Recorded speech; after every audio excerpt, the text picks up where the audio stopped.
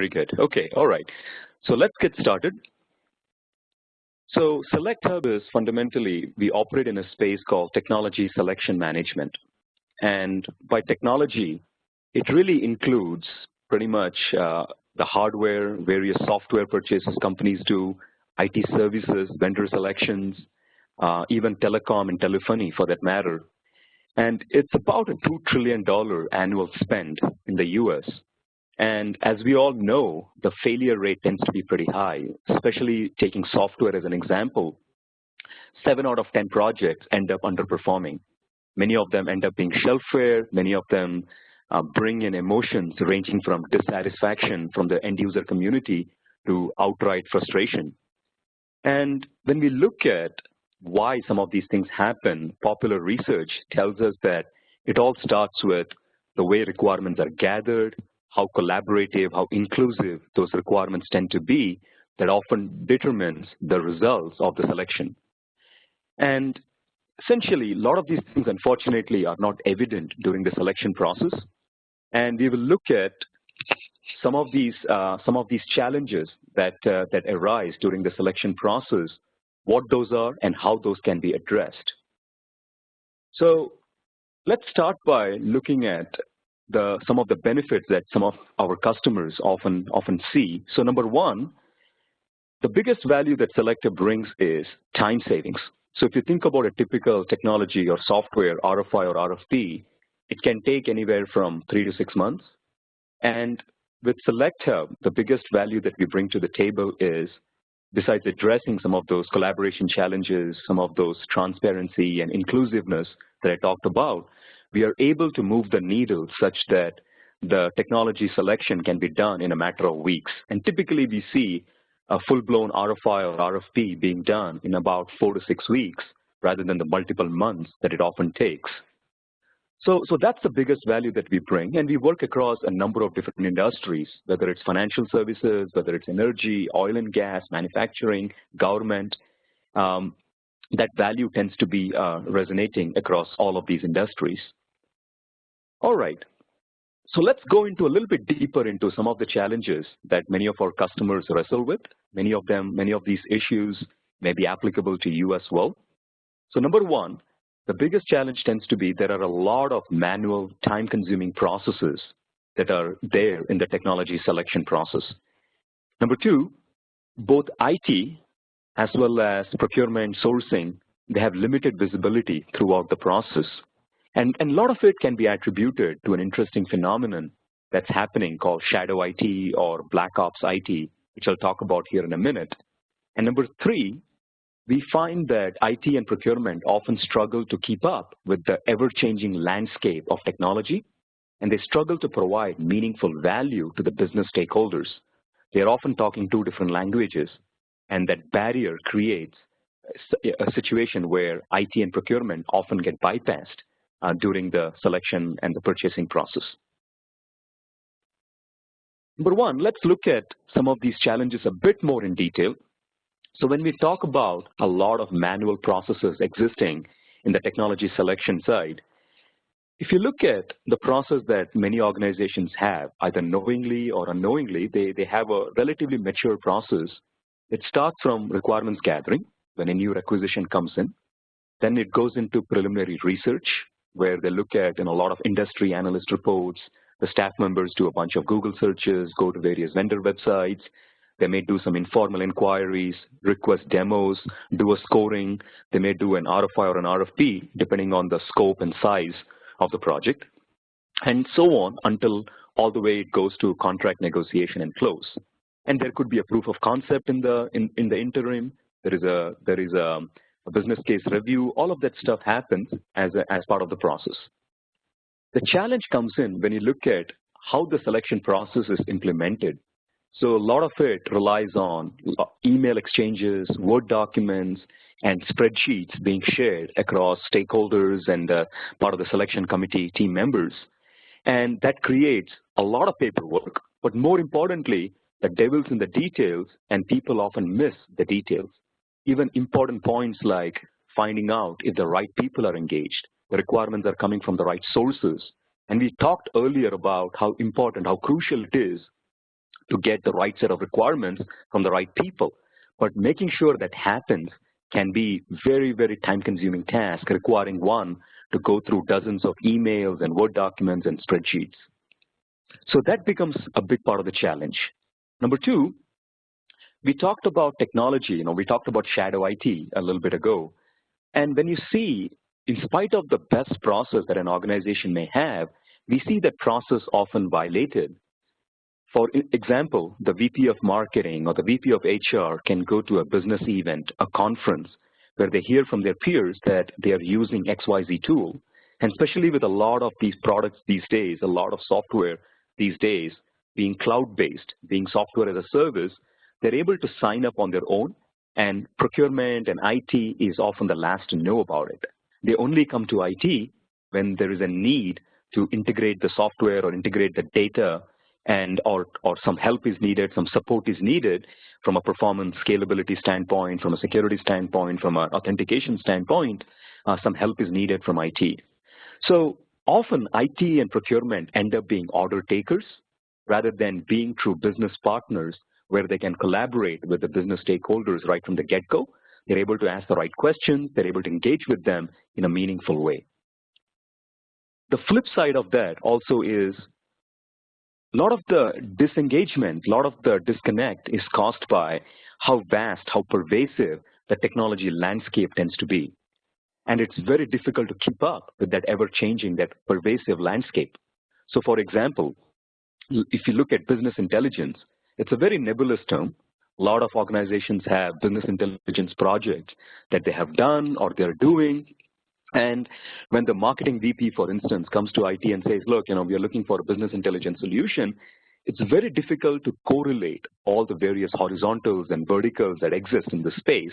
And the graphic on my screen here gives an example of the dozens, even hundreds of companies and products that are active in the business intelligence space.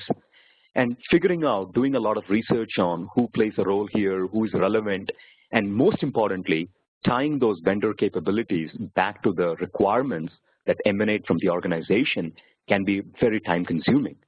And the business stakeholders, on the other hand, they tend to be rather impatient. They tend to say, well, every time I go to IT, it takes me months to get a response back. And as a result, they end up signing up for the vendor, signing up for the software, signing up for the product, and start looking at implementing using their budget, their dollars, rather than coming to IT and getting this done the right way. So therein lies the challenge.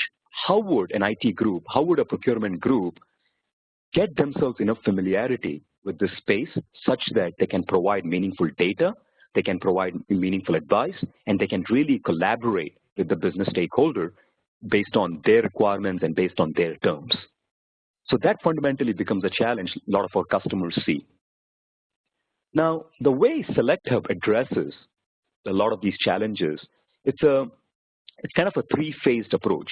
Number one, we have a very prescriptive workflow that gently and in a very friendly, in a non-daunting manner, it guides people, it guides stakeholders, whether they are part of IT procurement, part of architecture team, IT PMO, all of these stakeholders, as well as the business stakeholders, including any intermediary parties like business analysts or BAs, all of these folks, they're guided through a very easy-to-use workflow.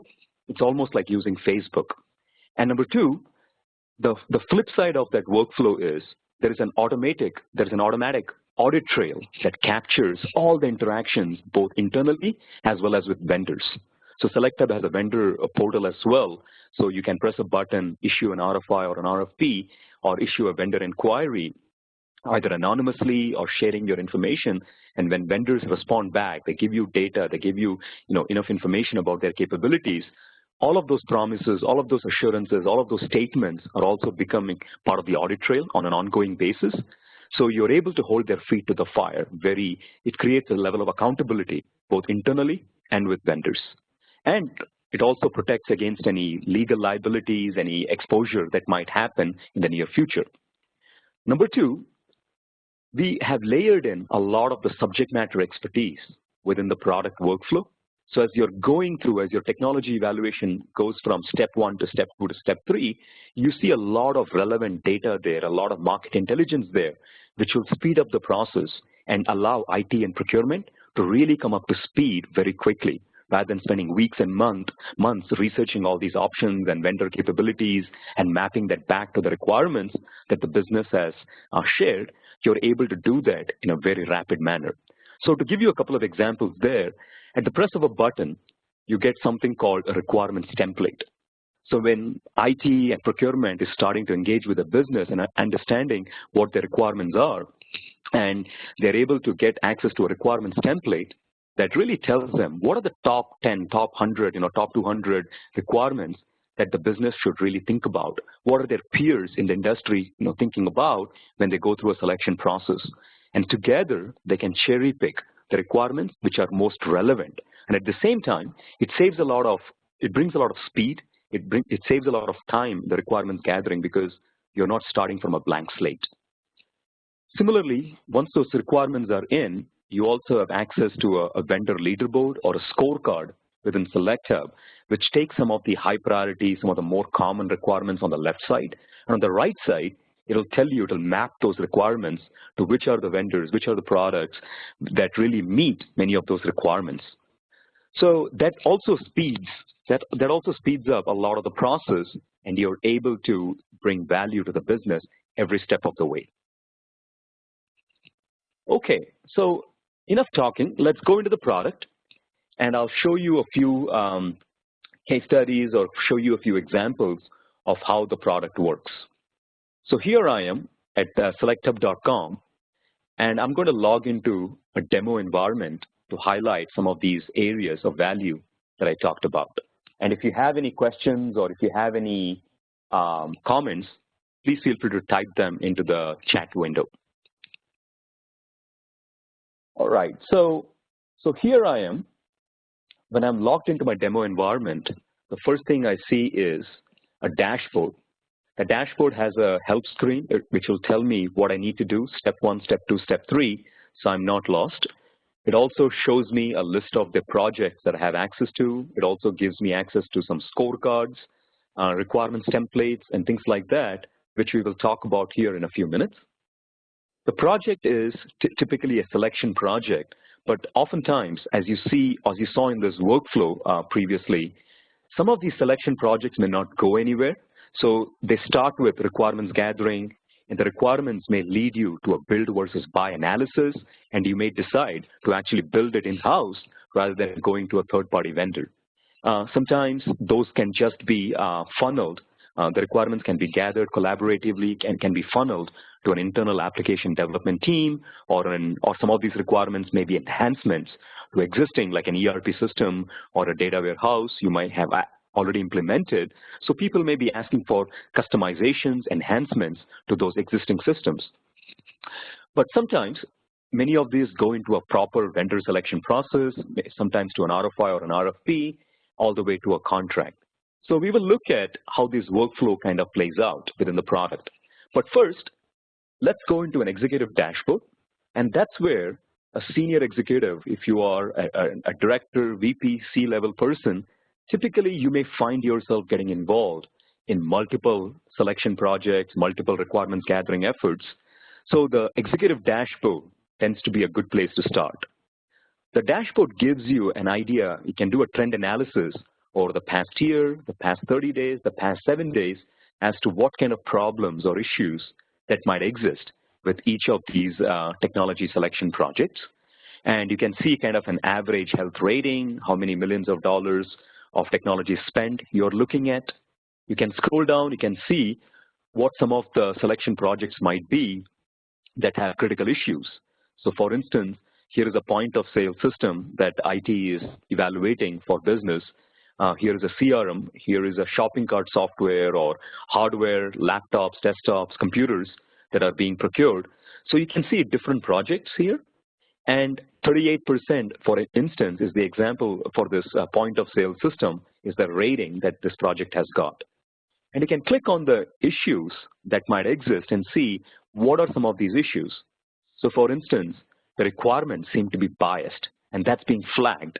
And the way the system tracks that is, we have an algorithm that says, look, majority of your project requirements are coming from a small subset of your stakeholders. potentially creating bias.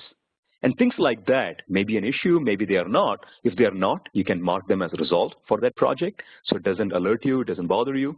But if it is indeed an issue, potentially because you may want certain stakeholders to participate, and if they are not actively participating, you may want to do something about it, like reaching out to the project manager, finding out more information, or setting up a meeting with the stakeholders to make sure they understand the relevance, the urgency of their participation. So you can drive participation right from the requirements gathering stage by looking at some of these KPIs or statistics. And these KPIs are configurable. So for instance, there are other KPIs like IT is not participating, key stakeholders are missing. So things like that can be set up, can be configured, and as people are using SelectHub to go through that workflow, you're able to track all of these things at your fingertips. Okay. Now that you have seen some of these, the executive dashboard, some of these problematic projects, let's go into a project and let's figure out exactly how it works. What's it made up of? So here's an example project. It's called a CRM evaluation project. CRM, of course, stands for Customer Relationship Management. So when I go into that project, similar to the previous screen, similar to the previous screen, I see a help screen here. I can hide that if I'm already familiar with the product. And I see here a set of requirements, about 400 plus requirements have come in across 23 different groups, different business units, different functional groups like marketing, sales, IT.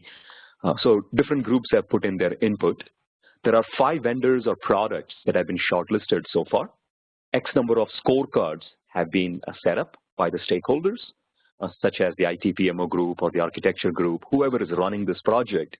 You also see X number of RFIs and RFPs happening, proof of concepts happening, so you kind of get a feel for what's going on with this project. You can also see here on the right side who are the stakeholders, some of the recent project activity. And if you want to see more information, you can always click on History, which will give you the complete audit trail, who did what inside the selection project.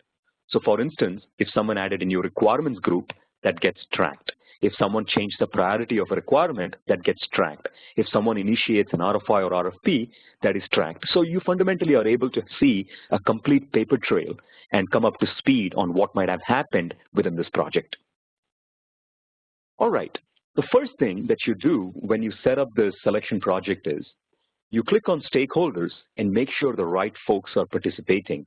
These could be people from the IT group. These could be people from outside the IT group, depending on your organization culture, depending on who you want to get to the table and have them participate.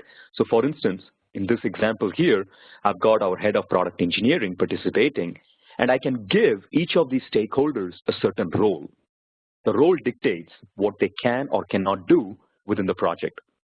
So for example, I've got a procurement officer or project manager here that can engage with vendors, that can engage with internal stakeholders, that can override priorities and things like that, whereas a project participant tends to be somebody, or a technical evaluator or a functional evaluator tends to be somebody who can put in their requirements, identify some vendors that might be a good fit, but that's about it. So depending on what you want, the level of contribution you want from different people, you can give them the right role across your organization. All right. Now that you have the stakeholders invited, the next thing you do is you go into the requirement section and you start collaborating with the various stakeholders on what the requirements ought to be. But first things first, when you go to the requirement section, you choose what kind of technology category are you looking for. Is it a software purchase? Is it a hardware purchase? Is it an IT services project or a telecom project? So you can choose, is it a cloud-based system of some kind you're looking for? Are you looking for a healthcare system? Are you looking for a HR type system? So you can choose what it is, ranging from commodities, relatively speaking, like printers and desktops, all the way to complex software purchases. You choose the category. And in this example, we have chosen customer relationship management. Once you have chosen the category, you have a couple of options to start flushing out the requirements. So number one, you can click on Import New Template. And the template will give you a feel for if you have a template already available for the technology category. And typically we do. SelectHub gives you out of the box a template for about 100 different technology categories. If you go to SelectHub.com, if you click on the home page, you will see a technology category for showing up for the various categories we support. But you can also choose a custom category because you may be doing an internal customization of an existing application, or you may be looking to ways to enhance it. So it could be a custom category, it could be a category within our library of templates. So you can choose what template you want, and if you see a template is available, you can click on Import Requirements Template, and that starts filling in your requirement section.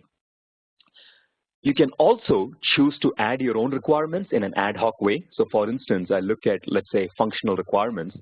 So there are some requirements that different team members can put in, like a solution must support reporting and auditing. Okay, so when I click on that, I can see the description that has come in, and I can also say, look, I want to give this a low priority or a medium priority, because every stakeholder, the objective is to give them all a voice at the table. So everybody can say there's a low priority, there's a high priority, and they can prioritize what it is. You can also see, for instance, if you want to see an audit trail of who put in this requirement. So you can see that, okay, all right, right from the beginning, 4 months ago, someone, gave it put in that requirement, someone assigned a priority to it. So you can get a feel for how different people see it. And if you want to see kind of a matrix view, you can take your cursor over to this team priority, and you can see that David Dawson from finance gave this a medium priority. Stephen from sales gave this a low priority. And equally important, you can see who has not voted. And you can see here that Jay and Luis and Tracy in this example on my screen, you can see that they have not participated. And that could be a problem because Jay might be my IT security expert, and I really need his input before I can move forward with the RFI or the RFP. So it tells me very easily, very quickly who has participated, who has not. And rather than bombarding everybody with emails and phone calls, I can let the system follow up on my behalf. So here's how I do that. So I go to the section called Stakeholders, Requirements, and Feedback Due Date. I put in the date and time that I want, and the system will automatically send out notifications to the relevant folks that, look, you have 48 hours remaining, you have 24 hours remaining before your feedback is due. The other thing you can do is when you log in, when you go to the requirements section, you can see that X number of requirements are not voted on, and you have X number of days remaining for your input. And I can go down here, I can look at, okay, all right, I don't care about functional requirements, I don't care about, I'm an IT security guy, so I'm going to focus on the technology aspects. So rather than looking at 400 requirements, which can be very time consuming, I'm going to go directly to the technology platform, put in my votes, and that's it. So it makes it very lightweight, very easy, very collaborative for people to provide their input. All right, now that you have the requirements in place, the next thing is identifying what are the products, what are the vendors that might be out there. But one last comment before we move on. We've talked about templates, and one of the things that SelectHub lets you do is it's all about reusing your best practices from project to project. So if there are, let's say, 20, 30 security-related requirements, architecture-related requirements, finance-related requirements, you can create your own template. And you can say, look, you can give it a name, you can give it a description, you can make it public or private. So public would be if you want to share this with other organizations, these are not confidential to your organization, you can mark the template as public. But if this is private, it has stuff relevant to your organization, you can mark it as private, which is the default mode. And you can also make it mandatory so that whenever some of your colleagues create a set of requirements, the 20, 30 requirements you want in every software project, every cloud-based project, rather than manually having them import them, you can make that mandatory so that every time they create a project, those 20, 30 requirements are automatically added to that project. All right, so let's go back to the project. So now that you have the requirements gathered for your CRM system, the next thing you want to do is identify what are the products, what are the vendors that might be available. But before that, you can also see what are the products your stakeholders have already recommended. So the example I gave previously of the head of marketing going to some event and saying, look, everybody in my group, all my peers are using NetSuite. Maybe that's what we should be using too. And someone else may say from the engineering team, look, we are an Oracle shop, so we really should be looking at Oracle, and so on. So everybody can, kind of say, look, this is the product that I'm familiar with, or this is the product I've heard good things about, so I want us to use that. So you start to see different products that different people have shortlisted. And SelectHub also gives you kind of a scorecard, so to speak. Here is an example scorecard where you can see some of the high priority requirements from our templates. And on the right side, you can see the various vendors or various products that meet many of those requirements. Now, a question on your mind must be, number one, how does this differ from the Gartner, the Forrester, the big analyst firms out there? So I wanted to kind of quickly, touch upon that. Typically, what you get from a Gartner or Forrester is very useful data, right? I mean, it gives you a very high-level lay of the land. It gives you a 50, 60, 100-page report about everything you wanted to ever know about, that particular landscape. So it's good for an architect to read, or it's good for an IT PMO person to read. But when you're dealing with business stakeholders, when you're dealing with, people who have a certain set of requirements, that's all they care about. They don't want to do a PhD on every vendor out there. You need something a lot more granular than what an industry analyst firm offers. So that's where SelectHub comes in. SelectHub scorecards fill that need between what you get from an industry analyst, the high-level data, versus what your business really needs based on their requirements. So it takes those requirements into account without having to hire an expensive consultant to do this every time for you. It all becomes largely self-service. So you can go through the scorecard. You can see some of the high-level, the high-priority requirements that have come in. You can scroll through them. And on the right side, you can see which vendors meet some of those requirements and how well do they meet them. And if you want to see more details about how these scorings were computed, you can click on Expanded. You can include comments. And you can see from our analyst team all the data that they have put in when they rated and ranked each of these vendors. And a lot of our data comes in from the community, right? I mean, our analyst team does a lot of research based on our platform sees hundreds of these evaluations during any given month. So we are able to summarize, we are able to run algorithms on this research that vendors, all this data that vendors provide. And we are able to cross-verify with the vendors through an RFI or an RFP, how well do they meet some of these common requirements, and we are able to share these scorecards with you.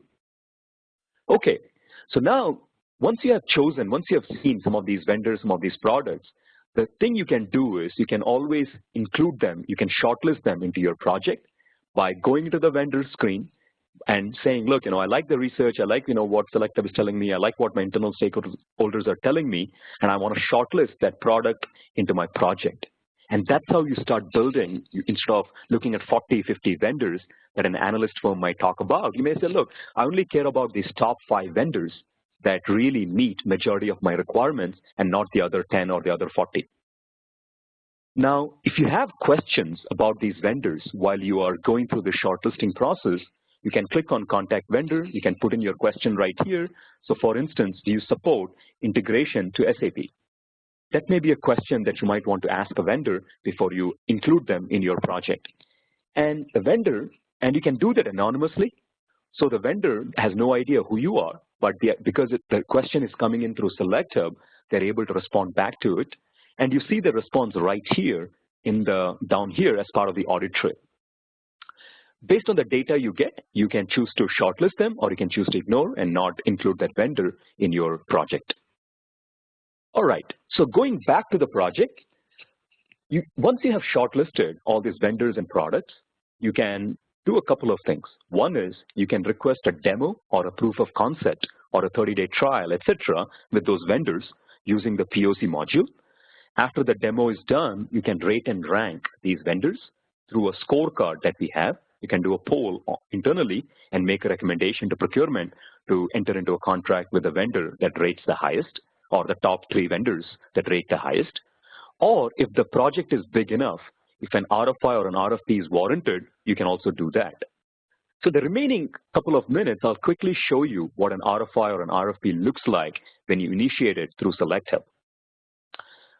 So let's take, for instance, this draft one. So when I create an RFI or an RFP, all I have to do is fill in some high-level information, and SelectHub builds the RFI or the RFP for me. Makes it very easy. So for instance, I fill out some of the deadlines as to when I'm going to submit this to the vendors, when do the vendors need to respond. And I've got a dashboard here that tells me exactly, how many questions I want to send. And if I want to see what questions I want to send to the vendors, I can click on the question section. And as I'm building out these questions with a single click, I can import all the final requirements and put them right here so that I don't have to manually copy and paste them from Word and Excel and things like that. So everything comes right here. I can edit the questionnaire. I can say, look, I want, when the vendors respond back, I want them to choose from a yes-no answer. I want them to choose from multiple choices. And you can let SelectHub do the auto scoring, especially when you have 400, 500 questions for some of these bigger projects. And when you're dealing with 10, 15 vendors or even 5 vendors for that matter, that becomes a lot of responses that you have to manually go through. So SelectHub lets you build certain business rules that you can use to auto-compute the vendor ratings. You can choose to make the vendor response confidential, so not every stakeholder gets to see it. You can allow a vendor to comment. You can allow them to include attachments, and so on. Once the questionnaire is built out, you can also choose whether you want to include only certain vendors within this. So for instance, you can say, look, I only want to include these 3 vendors in this RFI or RFP because the demos that we saw, I think only these 3 guys meet most of our requirements anyway. So you can choose to send it out just to these 3 guys, or you can do an open RFI or RFP where you're inviting all the vendors that belong in that category. And you can also put in certain deadlines for the vendors right here. You can choose what information you want to share with the vendors, like your project goal, your project dates, and certain things you can keep confidential. You can include any instructions, and so on. So once you are happy with this RFI or RFP, based on your role, you can hit the submit button, and that RFX goes out to all the vendors. The other thing you can also do is when the vendors start to come back in, they say, look, we are interested in responding to this RFI, RFP, you can start seeing what that response starts to look like. So here's an evaluate screen. This scenario presumes some of the vendors have already responded. So in this example here, you have Salesforce and you have Oracle. It could be XYZ and ABC vendors. So you see that Salesforce has a rating of 85%. Oracle has been given a rating of 53%. And then you can see why each vendor was given a certain rating. So for instance here, you can see that for this question, this was Salesforce's response, and an auto computation based on the business rule I put in gave it 5 stars. And I can see here how that rating was computed, whether somebody has come in and overridden the rating. So all of that information is right here. So I can see how my team has looked at it, how they have rated it, and I can choose to also override the rating if I have any say in the matter. Now, while all of this is going on, your CFO or somebody from finance may come in and say, look, can you tell me exactly what's the status with this RFI or RFP? All you got to do is click on that share button. You can include your comments, and you can click on this button and say, look, Joe, I'm going to send this to you via email. So they get a URL, a read-only URL. They can see what questions were sent to the vendor, what response they gave, how did the internal committee members rate and rank it. So all of those details are right here. And it's all read-only, so they can see what's going on. One last thing, as you're going through these responses from the vendors, the other thing you can also do is you may have some questions. So you may say, look, I wonder what the vendor really means by this pricing. You can click on Discuss with Vendor, and you can open up a private discussion with a vendor asking about pricing. There is also a public Q&A section where before the responses come in, any vendor can ask a question, and that question and the response you give is shared with all the vendors to keep them all on the same level playing field. But any private questions you have about pricing, any contract negotiations, any red lines, you can also attach the contract, e-sign it. So all of that back and forth between the vendors, rather than using email and things like that, you can use this portal to do all of that. Now, once you have done all that, you can go to the project, you can go to the product or the vendor section, and you can say, look, this was the final solution that we settled on. This is the contract that we signed, and you can notify all the other vendors that, hey, thanks for participating in the RFI, RFP, but we have awarded the contract to a different vendor. So that becomes very easy, and then you can attach all the contracts, the NDAs, the MSAs, the SOWs, all the artifacts along that came out of the contract process right here. So right from soup to nuts, all the way from requirements gathering, all the way to contract negotiation, you're tracking everything and you're keeping everything in one place. So that's in a nutshell what SelectHub is. So really quick, to talk about some of the problems we solved, I'll just reinforce what I just showed you. We have a very prescriptive workflow that allows IT and procurement to collaborate with other business stakeholders as well as internally amongst themselves. And you're able to really speed up the technology selection process from months to weeks. Number two, it gives you a complete audit trail, gives you an end-to-end visibility of the process. And number three, with the out-of-the-box subject matter expertise, things like requirements templates, vendor product scorecards, you're able to drive a more informed decision across the organization faster. So instead of spending weeks on the research and vendor shortlisting process, you're able to make it happen in a matter of days. So that's fundamentally what SelectHub is all about. One question I often get during this is, well, how much does all this cost? So one of the things, I wanted to kind of quickly mention is, we have everything that you saw, whether it's a requirements module, whether it's an RFI, RFP module, a proof of concept, or a request for demo module, vendor database, all of that is modularized.